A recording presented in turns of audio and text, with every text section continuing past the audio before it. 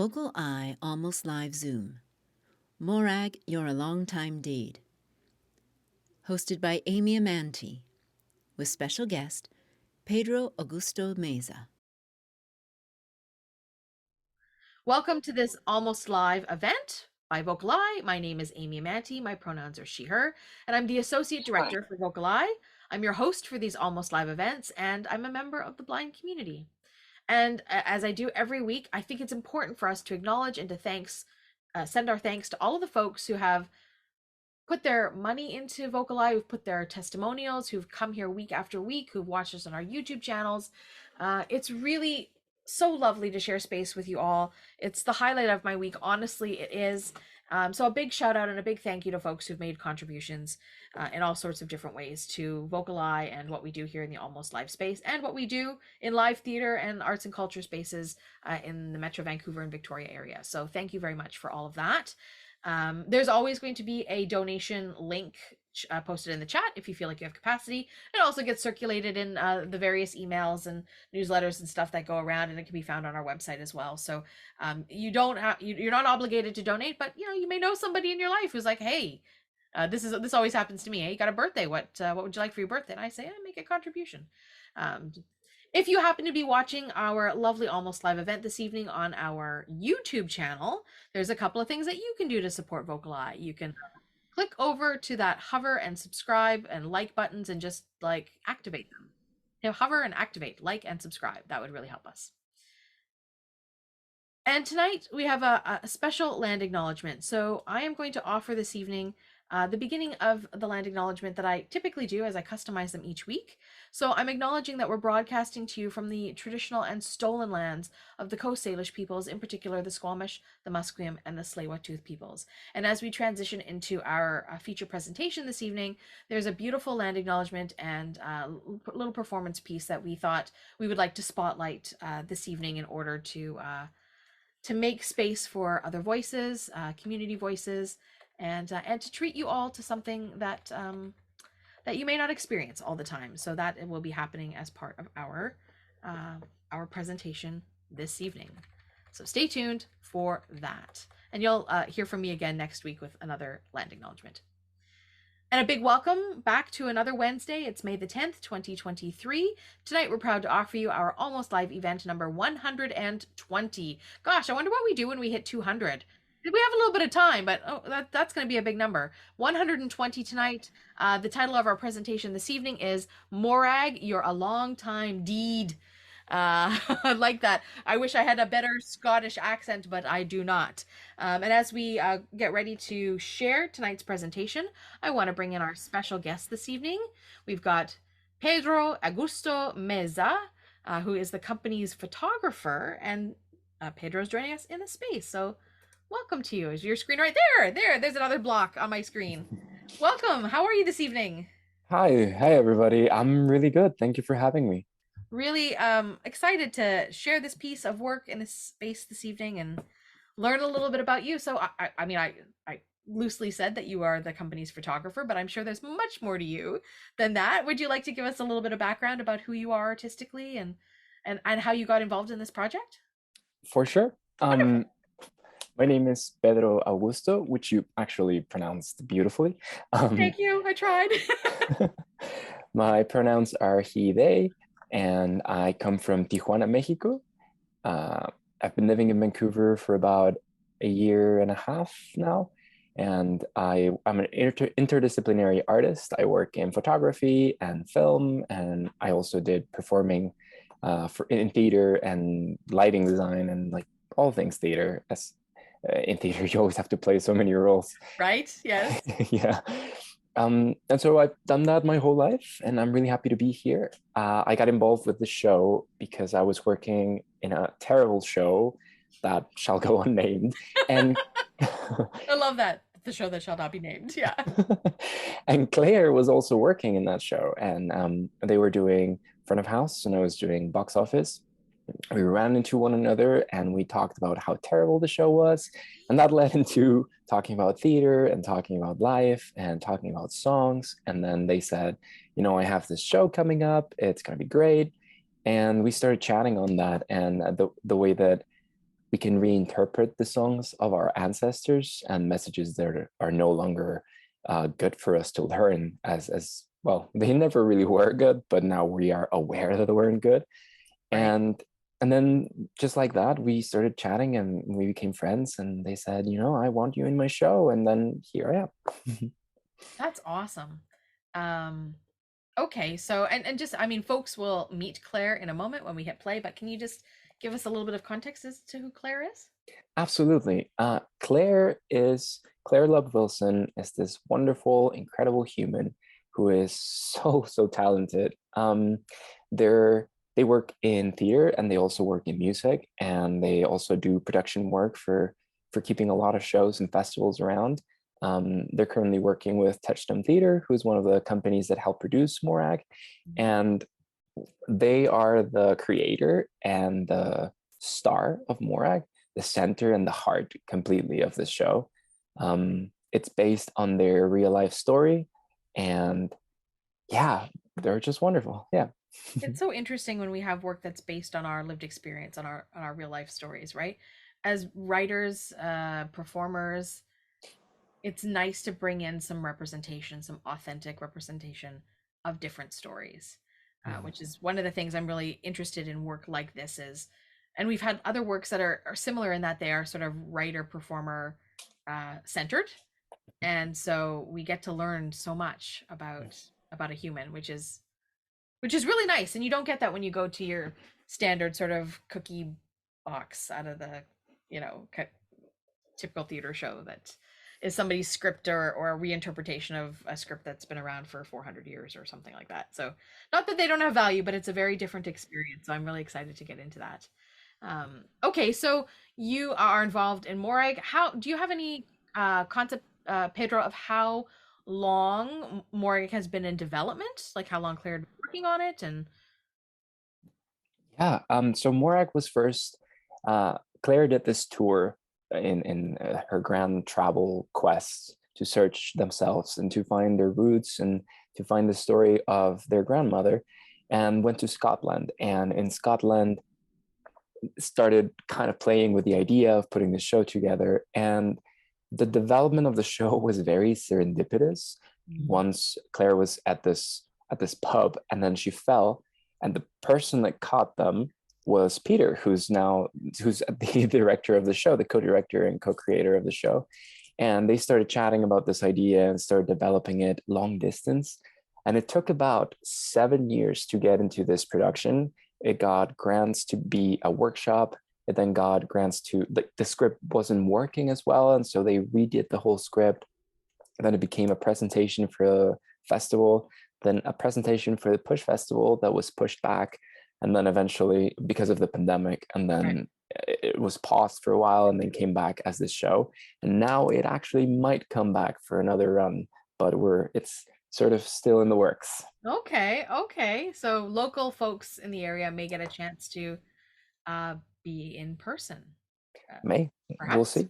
Knock on Perhaps. wood. We'll have to keep people posted about that. That sounds really interesting. And this was happening here in Vancouver at the Russian Hall. Maybe can you share with us a bit about that venue and what that experience was like for you? Absolutely. So the Russian Hall is this hidden venue that I didn't know much about in Strathcona, in the heart of the neighborhood. And it's this magical little space that offers the option to rent it as a rehearsal space as well as a performing space. And if you go now, it'll look a bit like a gym. It's kind of like a high school gym. Yeah.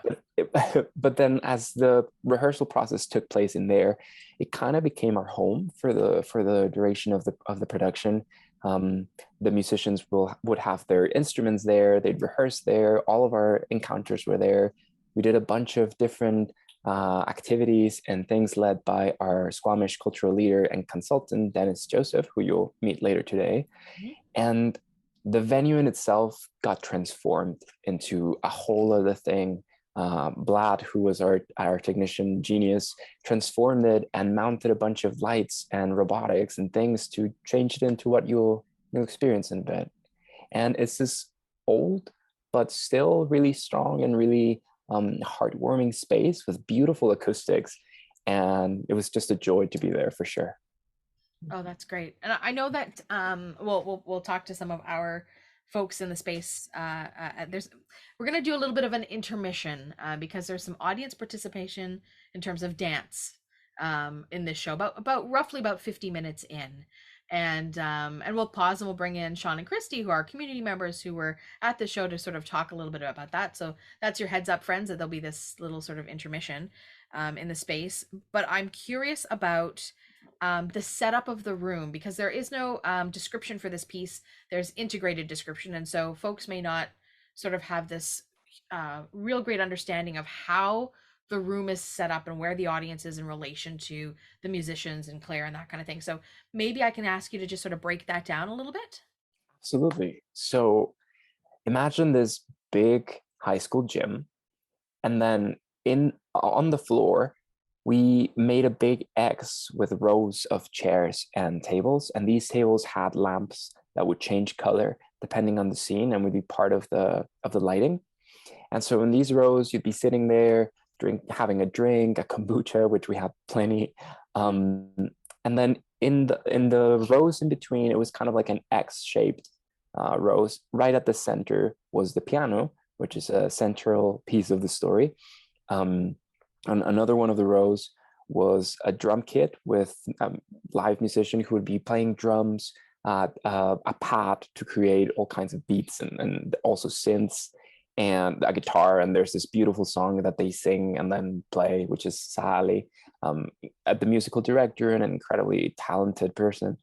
And then on the other side would have Rob, who would be playing the bass and the guitar and alternating between them.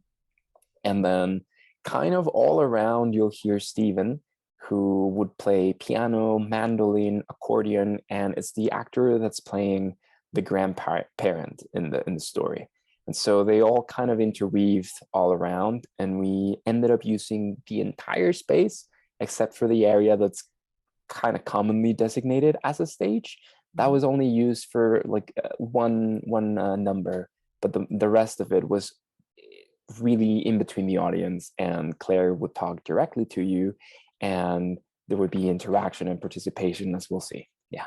Yeah, I think I thank you for explaining that, because I think a lot of folks in the space perhaps are used to like your typical proscenium style seating with a stage at the end, and you're watching something on a stage, and there's not that sort of same audience play, audience interaction, the mingling between folks. So I think it helps us set up this world that we're going to experience. And I happen to love the lamps that you talked about in this piece, because it kind of reminds me of like if you were going to go to a nightclub or some cabaret kind of thing where the lights go down and these lamps sort of glow on the tables is kind of a feature. So I thought that was a really nice kind of ambient touch. So that'll be very interesting.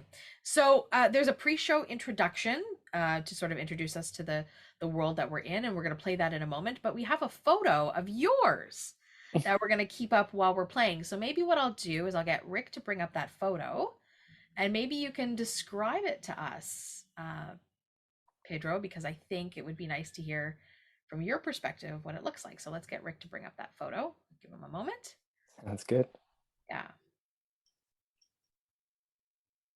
There it is. There we are. So I know I'm kind of putting you on the spot. I know you're not necessarily a trained describer, but let's talk through this one. What have we got here?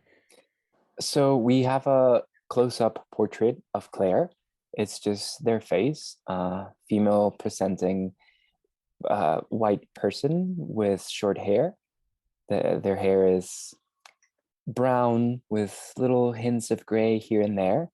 Their eyes are green and they're looking right at you. And covering half of their face is yarrow, this beautiful flower that is actually part of the piece. And they're wearing a red sweater that's a bit fluffy, and it's surrounded by the woods in that blue hour when it's not quite dark, but it's getting there. Yeah. And yeah, that's what I see. Yeah, I love that. Can you tell me about this yarrow plant? Because I don't know what that looks like. Oh yeah.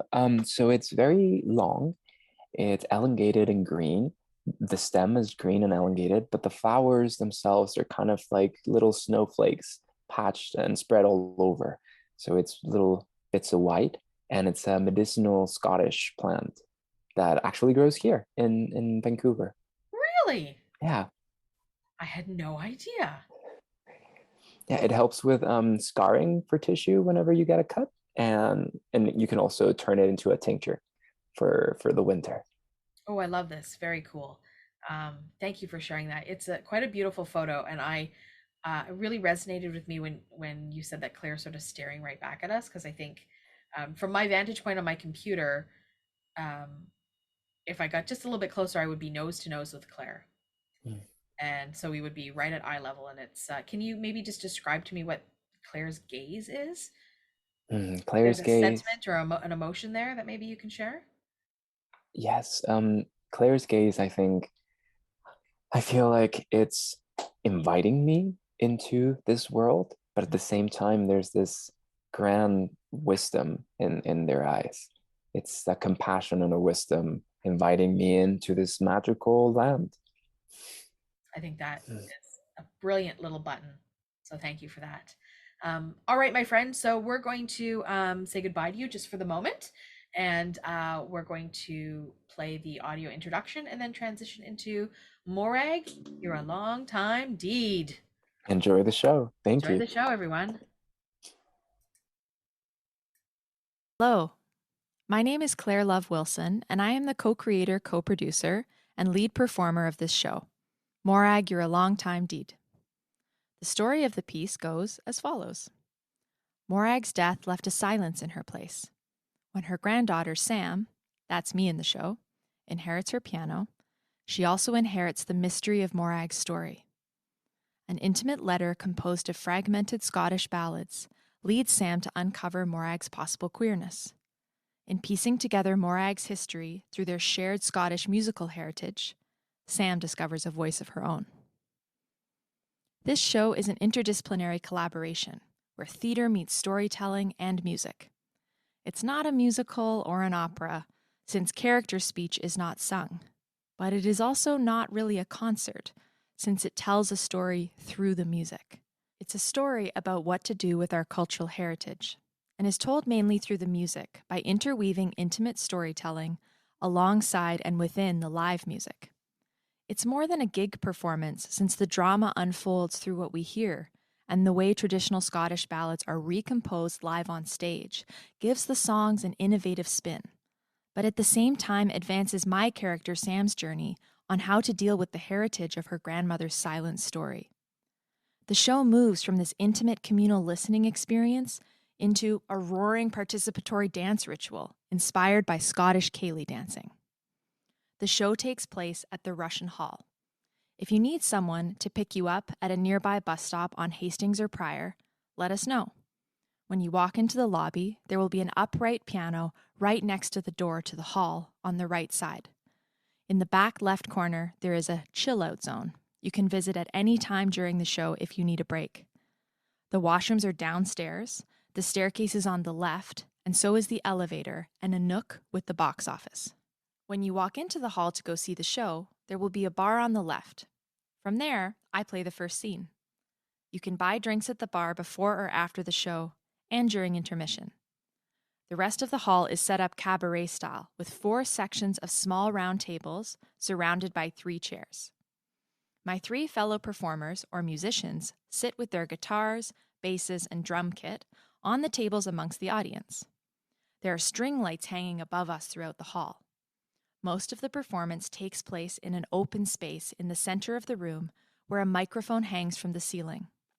4 wide pathways lead into this space, and if you follow them away from the center, you will find some props and costumes, or a microphone hanging from the ceiling.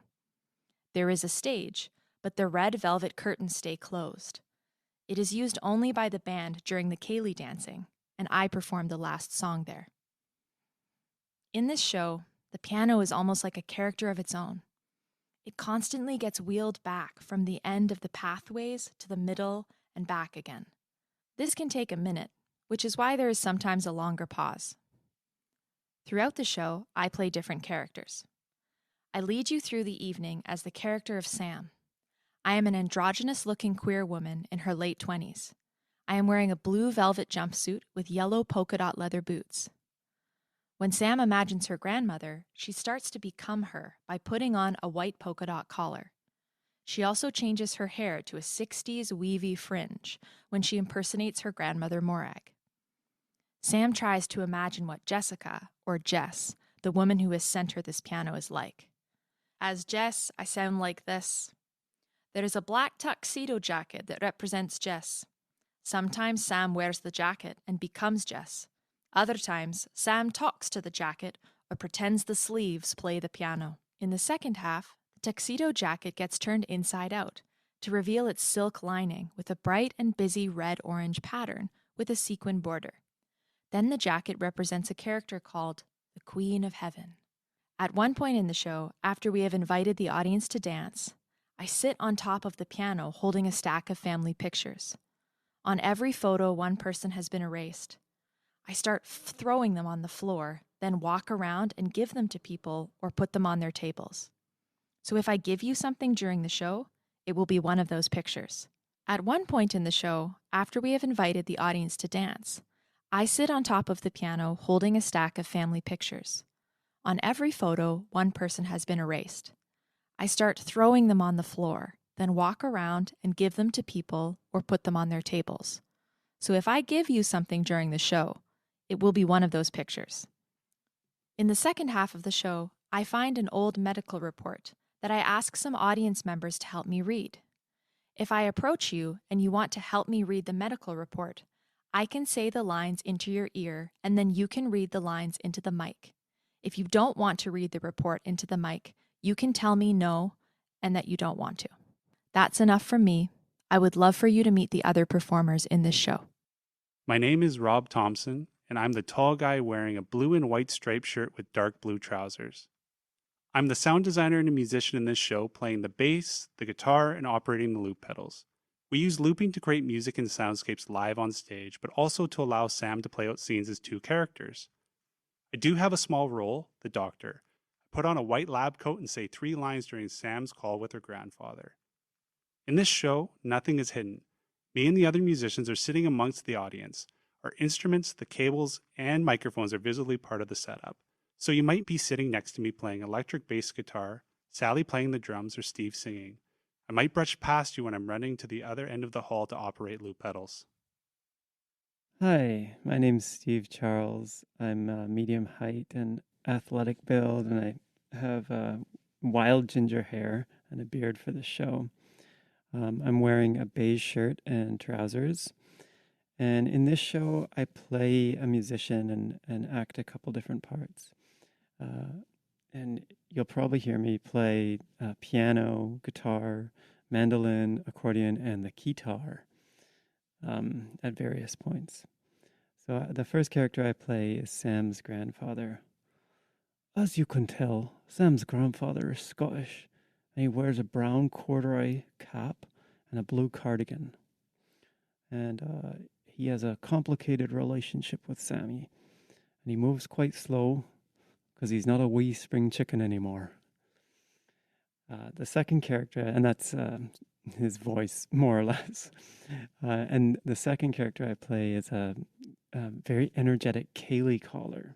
What's a Cayley caller, you ask? Well, I call out the moves in a Scottish Cayley dance, and I'll be inviting you and everyone else to join in. So for this dance, you don't have to join in. You can also just listen to the music. We sing a kind of silly song. But if you do want to, just let us know before the show, and someone will come find you to help. And then later in the show, I become more of a sound fairy and, run around operating loop pedals, making soundscapes with the microphones, and following Sam around while she's explaining her story. Hello, my name is Sally Zori. I am a trans drummer and percussionist. In this show, I also play guitar, sing, and create a bunch of cool sounds, as well as some not-so-secret behind-the-scenes stuff. I am 5'2", with broad shoulders, and I'm wearing a white canvas collarless shirt with black suspenders holding up my gray dress pants. I have a bald shaven head and a dark curly beard with patches of ginger, which I actually use for one of the soundscapes we create. By grooming my beard with a comb, we build a feeling of intimacy on the loop pedal in the second act. I also make bird noises, and in the first act, I sing the Trois Corbies ballad. Most of the time, I stay at my drum kit, which is right in the middle of the audience, close to the center performance area. But I also get around. At one point in the first act, Rob, Steve, and I all push the piano and bench so it turns while Sam plays and sings. I also go to different microphones to build the soundscape loops. In the second act, when Sam finds Morag's medical report, she takes the lid off the front of the piano, a 4-foot-long and 1-foot-high piece of wood, behind which you can see the strings and hammers, then places it on the ground in the center of the room while Sam and others read from the report. Steve and I put on white lab coats and inspect the innards of the piano, plucking and poking as if the piano is getting tuned. Also in the second act, Steve, Rob, and I get queered up by Sam, who puts sequin accessories and a feather boa on us. My name is Elsa Orm. I am the stage manager. I sit at the far back corner of the room at a large table with mixing boards next to Jack, our lighting operator, and Kezi, our sound operator. Most people won't notice me, but I cue most of the sound and light cues. Most sounds are created live in the room, but there are some voices that Sam remembers and imagines that are pre-recorded sound files. During the show, I stay behind my table, but I run around a lot before and after the show for the setup, to hang the props in the right places and fly the microphones in and out through a pulley system. You can come talk to me or our front of house team if you need anything.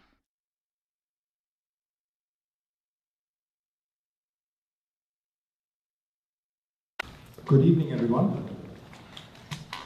Good evening. This is great. My name is Peter Lawrence, and I'm the co-creator, co-producer, and director of Morag, a long-time Deid. I'm here because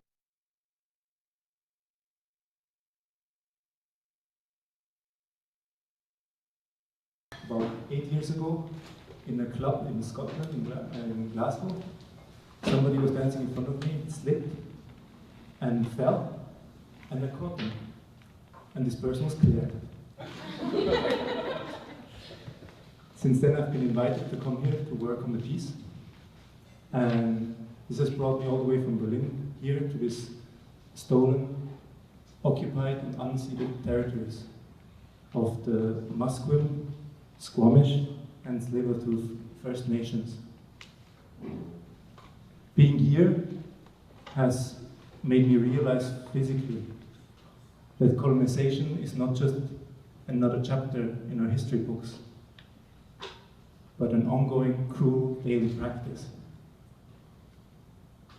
I had the privilege to work with and learn from Quechtal, Dennis Joseph, and the Squamish elder. And that has shown me to listen deeply in order to lead with an open heart and open mind. Tonight, as every show of Morag, a long-time Deid, is low vision friendly, and there's an audio introduction available. It's also extra live, which means that every single show is a relaxed performance. So the lights will never be completely dark. There will not be strobe lights. There won't be surprising loud sounds. And most importantly, you can get up and go outside at any point and come back in again. Outside, there is a chill out area with a yoga mat and a ball and some mandala books if you want to relax, but also maybe if you just need to renew your parking, something is bothering you. And the washrooms are downstairs, and you can come in at any point, and there's no problem. There's also going to be some moments of participation in this show, and of course you're invited to take part, but there's no obligation. You can also stay seated and enjoy the show from there. I want to thank the whole team, our funders and supporters, but also all of you for coming out tonight. And before we start, I want to invite Quechtal, Dennis Joseph, up on the stage for the cultural protocol. Thank you, Peter. Practice safe miking. The way I want to begin this evening, we always begin this way in ceremony. I've been taught to be as a speaker in our longhouse to speak to the far end of the house. I'll begin in the language, and I'll share a bit of story. O siam teloya, oicho pakanap chasiam, and hawk holds and stobel, and hawk swallowing, oicho and musquin, slewito, and skobish okumeo, and hawk and skaka, makwitsi and mudmud, which tall for shaman, and hawk swallowing. My dear friends and relatives, Quichtal is my ancestral name. I'm from the Squamish Nation. On behalf of relatives at Musqueam and Tsleil-Waututh, I want to lift our hands up to each and every one of you in gratefulness for answering the call to be here this evening. A warm welcome to you, my friends and relatives from the four directions.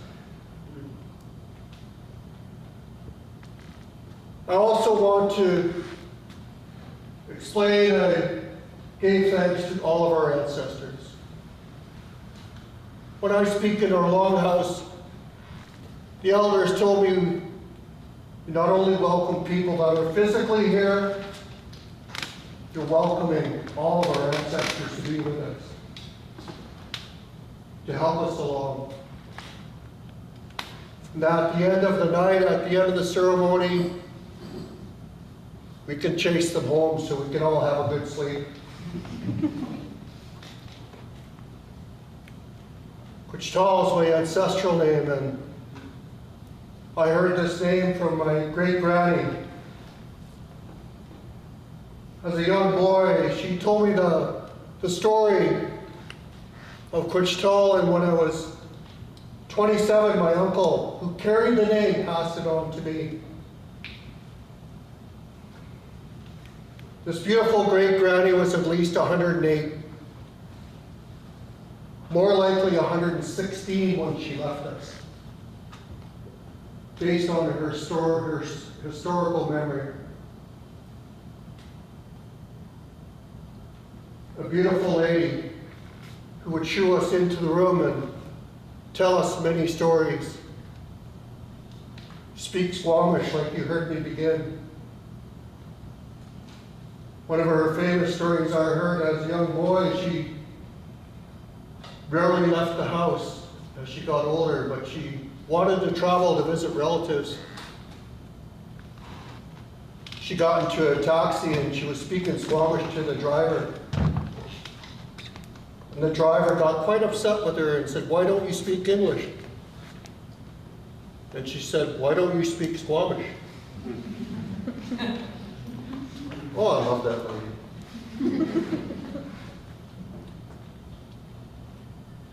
Beautiful lady who left many good gifts with me.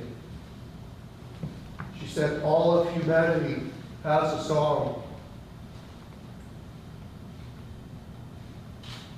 We're at the end of what we call our longhouse season in Coast Salish territory. Our longhouses are closing. When I asked her about what goes on down there as a boy, she said, we all have a song. It's up to you to figure out what that song is. And what they do down there is they initiate them and they bring out a song. Every community has a song. Every nation has a song. She said, even you have a song. You figure out what it is. As I had gone on in life, I thought about those teachings often. When I got the pleasure of serving my community at Squamish in ceremony at a memorial, they can go on for quite a long time. much like my stories. They were paying their respects to a loved one, and the Catholics had been singing for 45 minutes, and they were getting tired, and they stopped. And the elders taught me, in those sacred moments, get up and do something. Get up and say something. And I literally just became the vehicle. I heard this song in my body, in my heart, in my mind. Begins with the word Anina, I heard growing up, from that great granny and others. As a toddler in the middle of 11 children, I heard it many times, especially when we fell. And when we got up and ran away, I would hear that word. When I got older, I asked my mother, what does it mean? And this is the answer I got.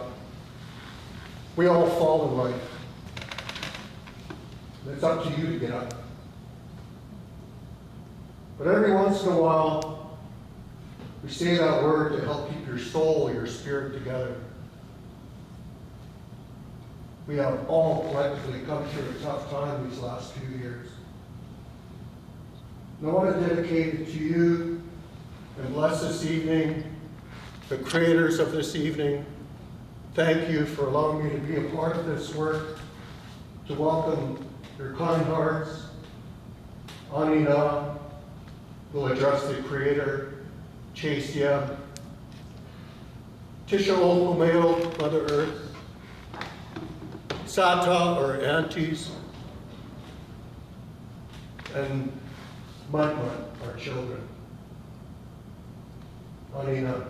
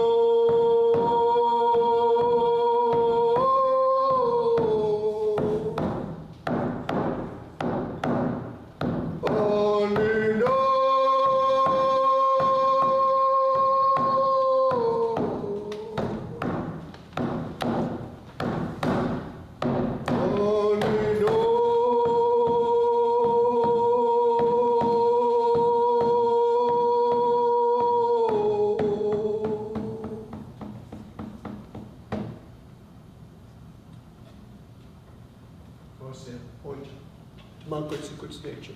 And hot. That's okay to clap.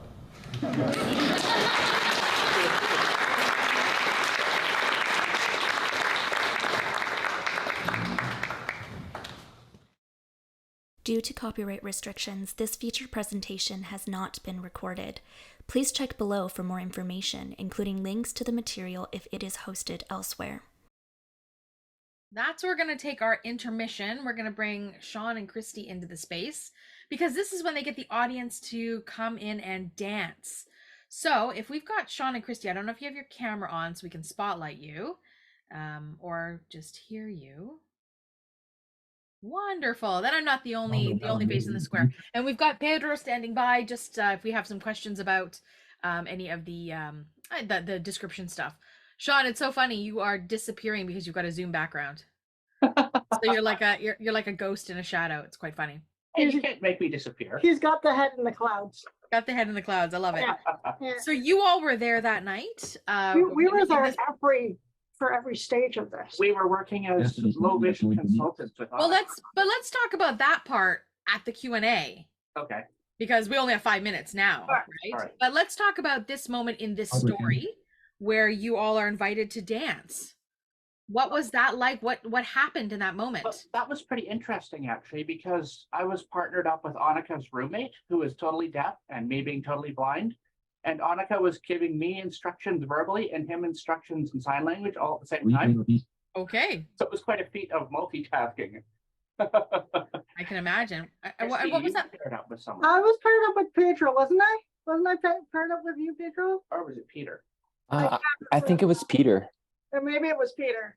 Yeah. Yeah, and I was the shy one. Like I only danced the one, and I'm like, okay, this is not good. And Shawn did it all. So yeah. So what was the type of dance, the style of dance? How were they teaching you to dance? It had all verbal, so it's like square dancing. Right. And so they had calls, and then they would say, like, okay, so we're gonna do, let's say 2 steps forward, 2 steps back, and then a spin. So there wasn't a caller. Right. And it was quite good because we got to try it a few times. And but then the trickiest part was at one point, the couple at the end of the line would have to kind of twirl through the center. Yes. Yeah. And that for me was like, okay, I'm going to crash into somebody. But what I want to say is that it was just so welcoming. You didn't, like, everybody was kind of stumbling around and having fun. But like we were drunk at a Kaylee. It was so spaced out well, though. You didn't crash into the person behind you or anything. It was actually really well handled. That. Yeah, it was well done. When was the last time the two of you danced? Indian Summerfest? No. Yeah, we dance a lot. Sort of. Well, it's interesting that you say that, Kristy, because I get this feeling that you don't dance a lot based on what you just said about, I'm going to crash into people and I don't. This is not good. So post 2018, we danced a lot. Yeah. My ability was better. And I am from the Caribbean, so yeah, she does Caribbean being dance. able to dance is like in my blood. Let's just say it made my stepdad happy. I love that. I love that. Pedro, did you dance as well? I assume you did, but I actually didn't. I was there every night, but I was taking photos, so I couldn't jump into the dance, but it looked so fun. You are forgiven. What was By the way, some Mexican photographer who shall be unnamed owes me a photo that he took and never sent it to me. And will be sent tonight. So good to you both. That's all I'll say. You're lucky you're handsome. Because I've been waiting for this photo since last year. It'll be sent. Sorry about that. What was it like for you, Pedro? Did you, because you're kind of witnessing this, you're capturing this stuff with your camera, but what was that moment like for you? Did you have the FOMO? I really want to know if you had the FOMO, the fear of missing out. Did you really want to a little bit, yeah, a little bit. But it was so interesting to see people flying across this big room, because that little twirl in between the crowd was kind of like a jump, holding hands, and they would have to jump and skip all the way to the end. Mm-hmm. So it was kind of like seeing them fly, and everybody would just, no matter how sad or heavy they seemed, they would just turn to this huge smile, and it was very, very nice. Well, I know that they're gonna do a little bit of unpacking of some of this, so I don't want to give any spoilers away. But do they share with you in the moment of the dancing, like the cultural relevance of why they're asking you to do this, and what you're doing in the space together? Yeah, so it's we would be dancing a Caelet, which is this traditional Scottish dance that happens in a hall, and it's kind of like line dancing, but the Scottish version. Mhm. And it's kind of a resonant theme throughout the Caelet. I love this. I haven't done it in years, but a line dancer and a square dancer. So this feels really resonant with me. I miss those days. Okay, this is great. Any last thoughts you want to share about your experience dancing in the space? I just like how welcoming it was. Like, Yeah. you didn't feel pressured, but yet you wanted to participate. Like, Yeah. it was that kind of atmosphere, which is weird for two blind people, right? Because first we were going, okay, well, do we know the space? But it was just so welcoming, so well laid out. And it sounds like they paired you up. You didn't find your own pair? I think the first time we were there, it actually felt, it was pretty natural. It was natural. It was like all of a sudden I had a sighted companion and Shawn had a sighted companion. Yeah, like so they were just there. it felt really fluid. Like, I have to compliment the cast of Morag. Like, we just slid in. Like, we didn't feel out of place, like, from the moment we stepped in. And that was cool. I said that in my review too. Very, very rare. Very rare. It's really rare. Yeah. Just not even to feel like, oh no, the blind people are here. How do we do this? It was just like, I don't know if they did like invisible body language. We didn't see, like they're all freaking out in the background going, oh, but we didn't see it. So it didn't happen. It didn't happen. There you go. Any last words from you, Pedro, before we hit play on Act 2? Just want to say that Kristy and Shawn were amazing through the whole process. Truly. Yeah, that's all. Awesome. Of course. Well, we'll get to talk some more about that when we do our Q&A after the end of the production, so we can talk a little bit more in detail about your involvement in the piece. But I just didn't want to interrupt the flow of the story, so we'll save that for afterwards. Great. All right, friends. I'm really excited to press play on what I'm calling Act 2, because we've sort of created this intermission. And we'll see you all back at the end of Morag, You're a Long Time Deid. That was Morag, You're a Long Time Deid. We're going to bring Pedro back into the space, and we'll follow up with Shawn and Kristy in a moment. But I just wanted to get, first of all, there's a really lot of lovely sentiments in this show. You've been with this show for a while. I wonder if you have any takeaways or favorite memories that you want to share. Honestly, the whole thing was very magical. We formed such a beautiful team, and all the folks that you see there are only a part of it. There were so many folks who were doing other things like lighting and tech, and we all kind of became a little family. Right after that show that you just watched, we had another Kaylee, and people would dance and have a good time. And then afterwards, as we were cleaning up as fast as we could, we'd play cumbia and Latin American music. And so slowly it started to become like a Latin American dance party, even though only a few of us were Latin American, but everybody had such a heart for this music, and for all of us that were Latin American in the cast and crew. And yeah, we ended up having a really beautiful party and lots of beautiful connections. And what Peter says in the beginning, I think, was kind of a constant for us all. The gift that Dennis gave us was to listen deeply and to try to channel our hearts and listen. And having that every show right at the beginning, that reminder of listening deeply, really gave the show a whole different weight. So yeah, that's what I would take. Listening with the heart really deeply.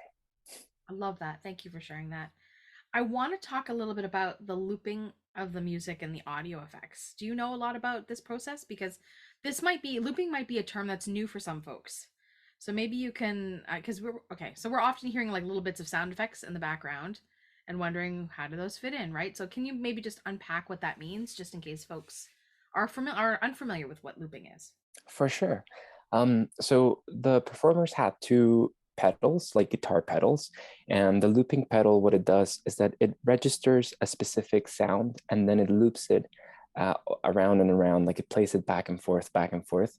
And so Claire had a lot of experience with looping pedals in other performances, and they would construct music based on that.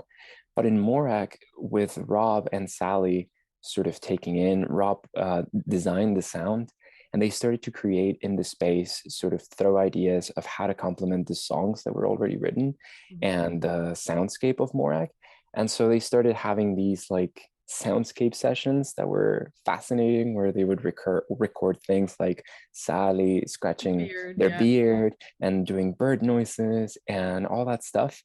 And then they would loop it and play it over and sort of build around it. And since they're all super skilled musicians, they could even find the pitch of specific sounds just by hearing them and then compose in that key. It was pretty cool. Yeah, one of the things that I think is so interesting about looping is that it is kind of like a layer. So you can start with one very simple sound and then add in a second, and it repeats, but they don't repeat together at the same time. They repeat in sort of complementary patterns. Yeah, and they add up. Yeah, really pleasant to listen to on the ears. I really enjoyed some of the soundscape in this. I thought it was beautiful and haunting at times, and yeah, so I really enjoy that process. Let's bring in Shawn and Kristy now as well, and I want to talk a bit about the process in bringing in some accessibility for this piece. And a reminder, if Shawn and Kristy, if you're able to put your camera on, then we can spotlight you. Otherwise, we can't find you in the space. But we'll give you some time to do that. And also just to remind folks in the audience that if they want to share anything about what they learned tonight, maybe what resonated with them, maybe you're on a journey to understand some of your own family history, all of that. So you're welcome to use the raise a hand function, and we'll take some questions or comments. So we got Kristy and Shawn back in the space. And so what? I have to teach Hong Kong in like 15 minutes. Great. Great. So great. I don't think I'm disappearing this time in the background. That's good. Yeah, it's on and off. That's okay. We can handle it. This is the Zoom world for you. Okay, so maybe tell me a bit about how you were involved in this process and why you were involved. I think for me, Annika knows. So Annika, being the accessibility consultant for Morag, she asked Shawn and I, well, specifically me, and Shawn being my emotional support human, came along. She asked us to lend our lived experience as people with 2 different degrees of sight loss to the experience, because the way Peter described Morag was he wanted to create a soundscape that you could even close your eyes and get the story of. So we were able to participate from that point of view and go, you know what? Yeah. You can just listen to it and get that story. And it's just so beautiful. So we got to see this thing in various pieces. Like the first time we saw it, they only had half, but you're getting along halfway through the story and they're like, that's all we have for now. We're like, hey, it didn't finish. That's what workshopping and is. then we were kind of concerned, like, are we invited? Gonna see the next piece? And when did you start with this process? It was last May. Year. It was last May. Yeah. Oh, so about a year. Yeah, about a year, give or take. Yeah. It was about a year, and it was over the course of, I think, 3 Sundays. And the performance we just saw was the opening performance that we were at when they. Yeah, you would be saying Shawn said to cook the chicken. I heard that. So that was the opening performance night. Yeah, and you would have heard Annika reading one of the doctor's reports. And what was hilarious was the opening scene with Claire when she was offering the person scotch. It was actually Annika's neighbor who's really Scottish. So apparently the scotch was apple juice, and the girl was just like, this is actually not scotch. Like, what you're trying to kid me. So it was kind of funny. But I did want to say we participated in the most beautiful sharing circle as part of the one of the rehearsals, and that still resonated with me, that we were welcomed into that space to kind of debrief after such a cool. You know, as Pedro said, like it was a family and we were just adopted into it. And the family included Sally's little dog that would run on our laps and eat our pizza leftovers. Yeah. This what was it? Was it a Chihuahua? I don't know, something small with a sweater on it. Yeah, it had a little sweater on it, and oh, it was the cutest little dog. Yeah, so friendly. And Dennis Joseph was just amazing.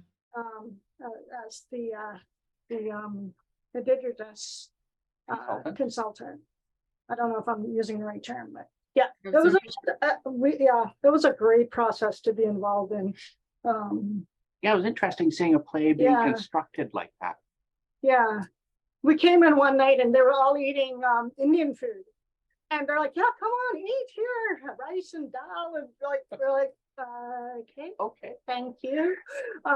Just walk in and be a family, and welcome to the world of theater artists. And I just love the lyrics. Like I like that. I was all through. I was like, we missed a cock-a-doodle-doo song. Where's the cock-a-doodle-doo song? If you ever want a linguistic adventure, look up the lyrics to the Lisping Leghorn song and have an English-speaking speech synthesizer read the old Scottish lyrics. I can't even imagine.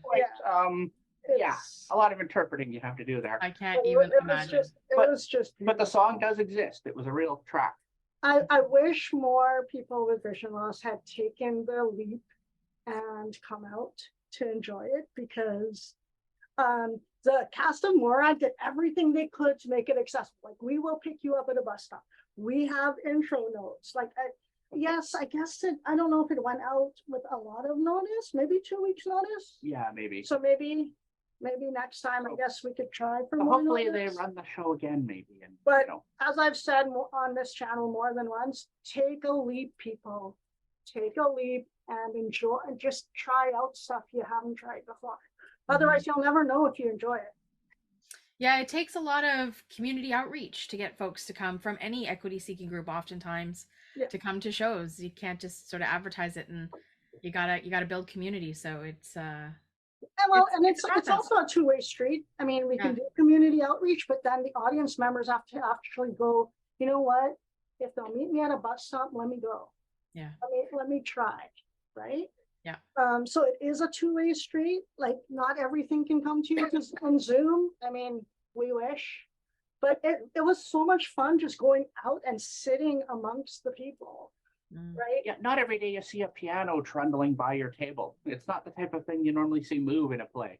Well, the first rehearsal we went to, there wasn't this, like, we didn't know what to expect. So I'm like, Shawn, they're wheeling the piano everywhere. Yeah, she's playing the piano and singing, and it's moving around. And then when Claire dropped the pictures, we didn't know what they were. I'm like, am I seeing this right? The faces are half erased. So I'm like, nah, it must be my vision. But it turned out it was. So it was like really cool to see it in process. They're like, you might want to tell people why you're putting things on the table. You know, so it was a really and for the audience reading, they had to kind of prep the people, because it's like, yeah, you're going to scare people if you ask people them. got really traumatized by just being asked to read. We didn't realize, like, that wasn't even, we didn't think of that as an accessibility. Not even like, oh, I can't see, but just anybody. Nobody likes to read out loud. It's true. Or be called on, because you feel like, oh my gosh. That just transports you back to like early high school days. Yeah. Awesome. Yeah, I get to go be a teacher now. So yes, that's a great segue to going to be a teacher. That's a really good segue, Kristy. Yeah.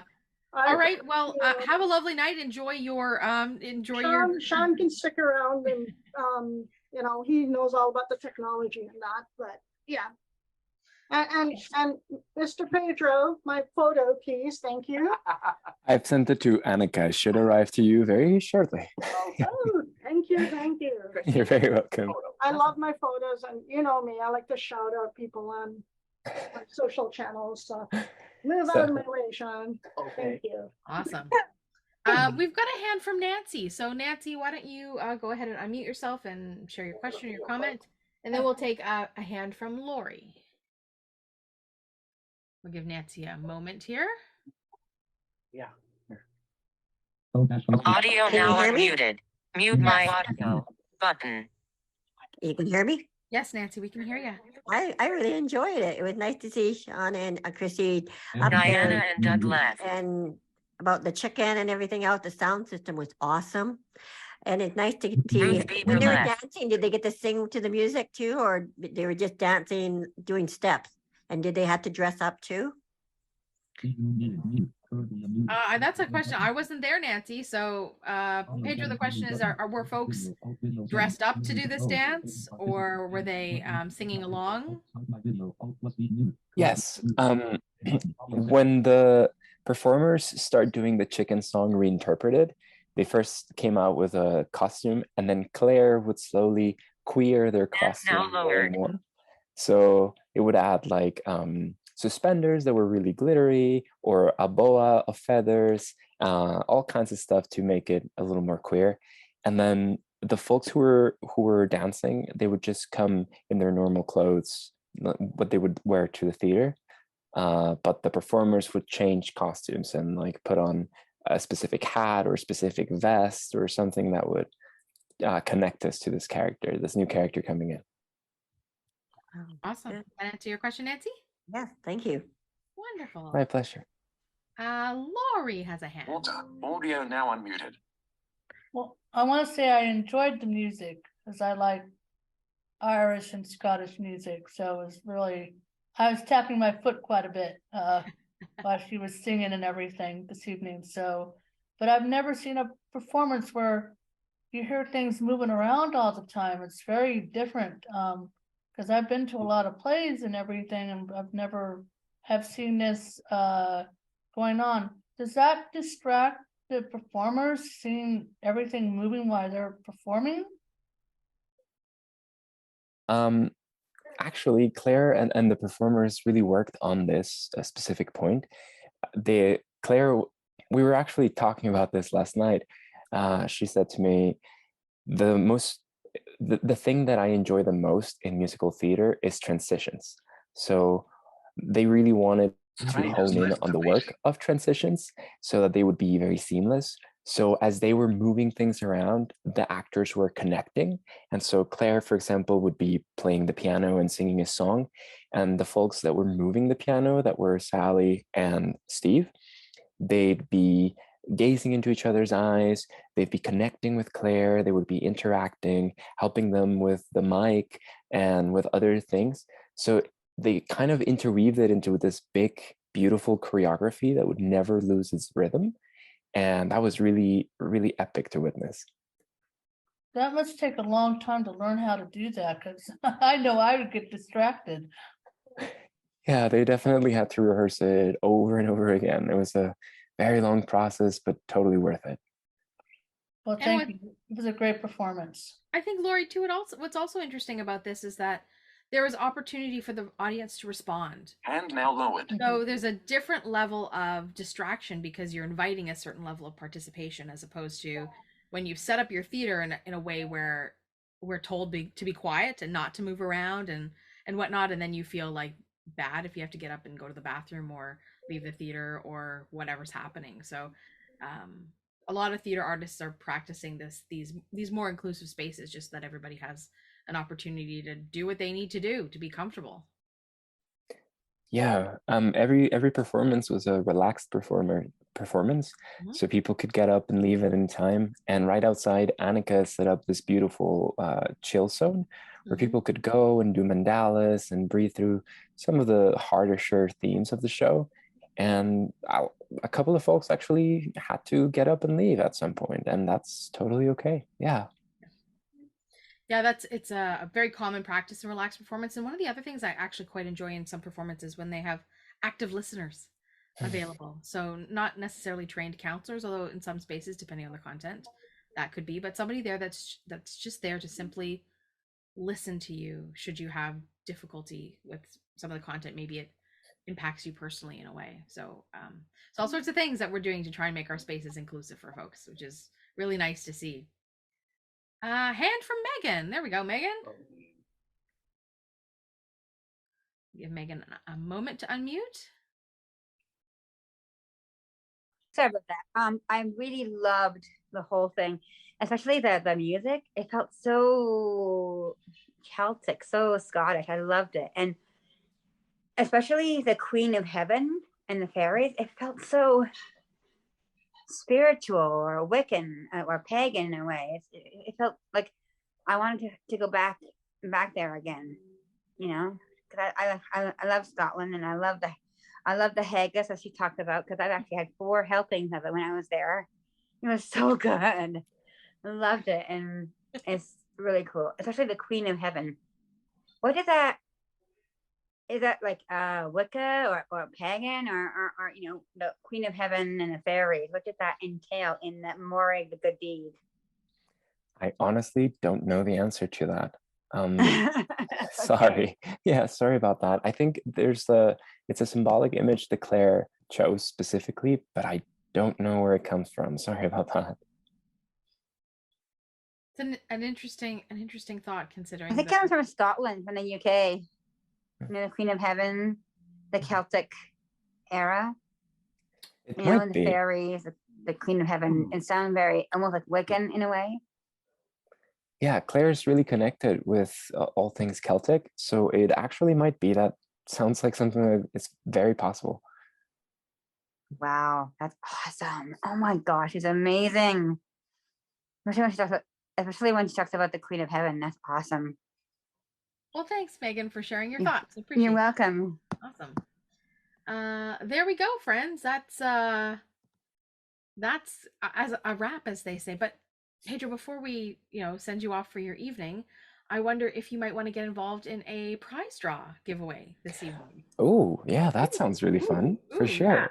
Let's bring Lindsay into the space. And just as a reminder to folks, Lindsay's got all your names in a basket or a bag or something, some kind of vessel. And when she comes in, there's Lindsay. Lindsay, I'm going to put you and Pedro together, and you can go ahead and walk him through the prize draw. All right. Thanks for helping me with this, Pedro. My pleasure. I'm just going to ask you to think of a word, any word. And when you say that word, that's my cue to pull a name out of this bag. And that's our prize draw winner for tonight. So go ahead and call it out when you're ready. Corby. Nice. We've got Megan. Oh, it's Megan. Look at that. Congratulations, Megan. Thank you so much. Awesome. So, Megan, we're going to send you a CD of the music from Hey Viola. And I think you'll really like it. Your mom will really like it too. So you might have to share custody of your CD with your mom. Absolutely, I will. Thank you so much. All right. So that'll come to you in the mail. Awesome. Thank you so much. Thanks, awesome. Megan. Okay. That's it for this evening's presentation. It's been a real pleasure having you in the space with us tonight and sharing your experience of Morag. It's a long time deed. You're a long time deed. But what's such an interesting title, all on its own. So thank you, Pedro, for being in the space with us. Really appreciate that. Thank you. VocalEye, vocaleye.ca. Special thanks to our funders, the Canada Council for the Arts, the British Columbia Arts Council, the Province of British Columbia, and the City of Vancouver.